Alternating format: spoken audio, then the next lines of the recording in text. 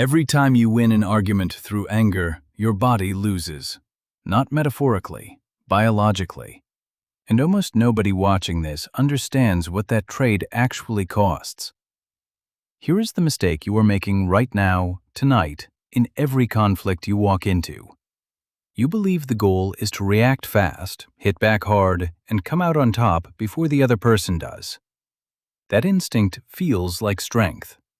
It is not strength. It is a trap, and your nervous system built it for you thousands of years ago, back when the threat in front of you was a predator, not a colleague who interrupted you in a meeting. Your brain cannot tell the difference between those two threats.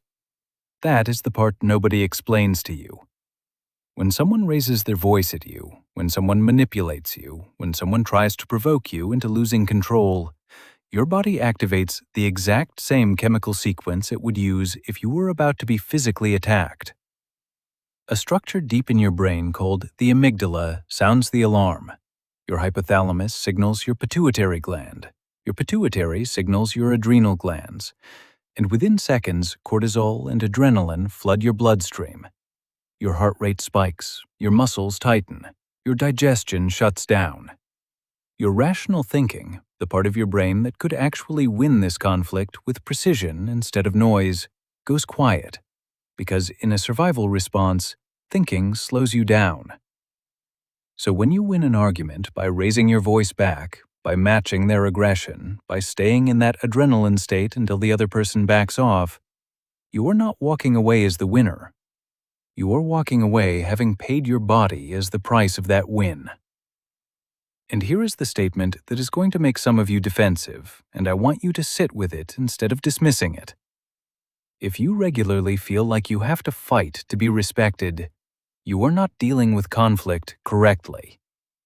You are addicted to the chemical high of winning it, and that addiction is quietly wearing down your heart, your immune system, and your mind, one confrontation at a time. This is not a one-time cost. This is not a single argument that spikes your cortisol and then resets by morning. If conflict is a regular part of your life, whether at work, at home, or with someone who seems to specialize in provoking you, your body never fully returns to baseline. It stays primed. It stays braced. And a nervous system that stays braced for years starts to show the damage in ways that have nothing to do with the original argument. Elevated blood pressure, disrupted sleep, a weakened immune response that leaves you catching every illness that goes around, a mind that struggles to concentrate because it is still running the old argument in the background, replaying it, defending itself against a threat that already ended. But here is what almost nobody tells you, and this is the part that changes everything about how you should be approaching conflict from this point forward. You are not powerless against this chemical hijacking. There is a protocol drawn directly from real behavioral science that lets you walk into any confrontation and control your own physiology instead of letting the other person control it for you. This is not about becoming passive. This is not about letting people walk over you. This is about refusing to let someone else's provocation dictate what happens inside your own body. And once you understand this protocol, you will realize that the people who seem calmest in conflict are not calm by accident.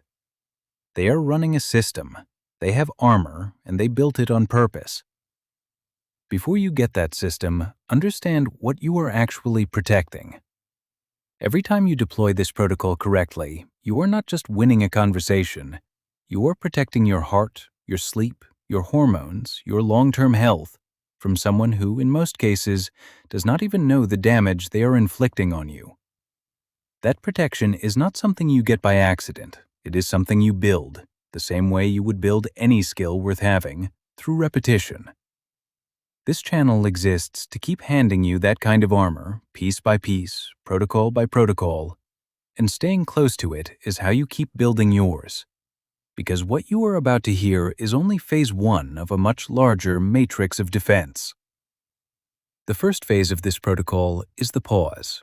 Not a dramatic pause, not a performance for the other person, an internal physiological reset that happens before you say a single word back.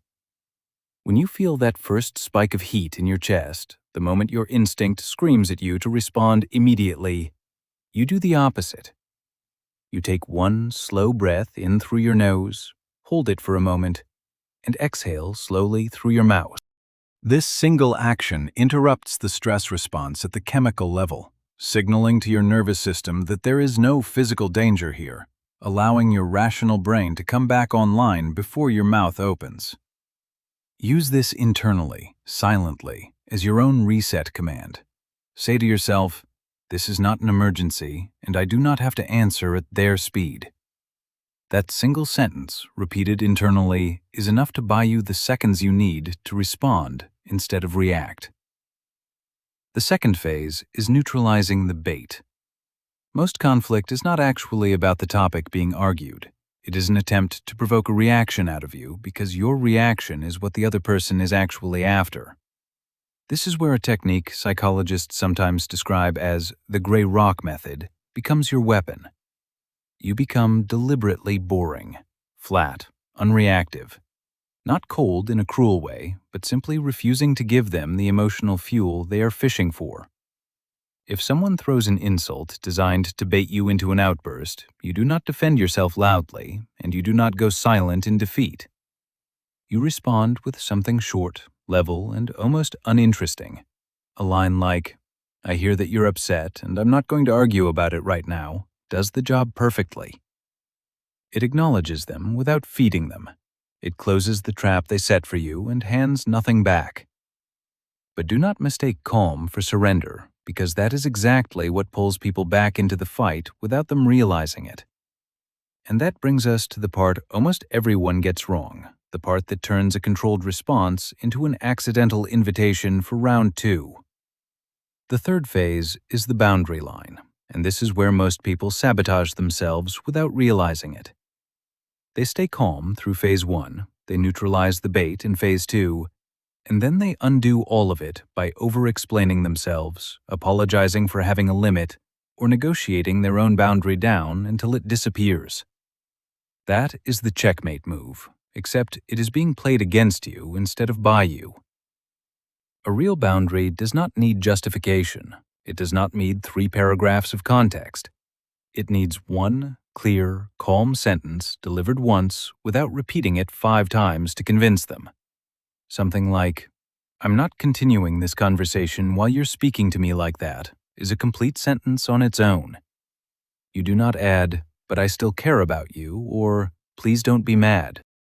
Every extra word you add after a boundary is an investment you are making into their reaction, and that investment rarely pays you back. State it once, hold it, and let the silence that follows do the rest of the work for you. What makes this protocol effective is not any single phase on its own. It is the sequence.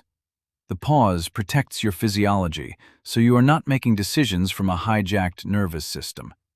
The neutral response denies the other person the emotional payoff they are seeking. And the boundary, delivered without over-explanation, closes the interaction cleanly, without leaving an opening for it to restart.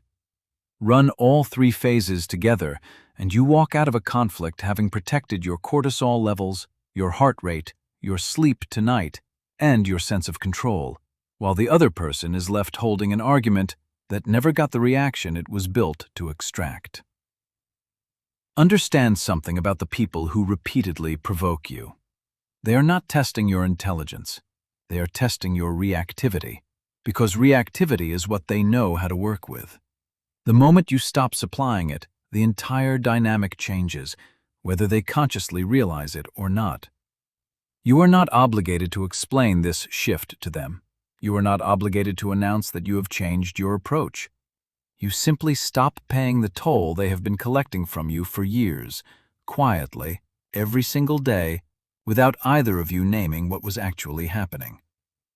This is the part to carry with you long after this video ends. Your body is not a neutral bystander in your conflicts. It is either being protected by how you respond, or it is being taxed by how you react, and there is no third option. Every confrontation is a transaction, and for years you may have been paying with your own nervous system without knowing there was ever another way to settle the account. So the next time someone raises their voice, tries to provoke you, or sets a trap disguised as an argument, remember what is actually at stake. Not who is right, not who gets the last word. Your own physiology, your own long-term health, and whether you hand someone else the keys to it for free. Keep your armor on. Do not let anyone pull the strings underneath it. And do not walk into another conflict unarmed again.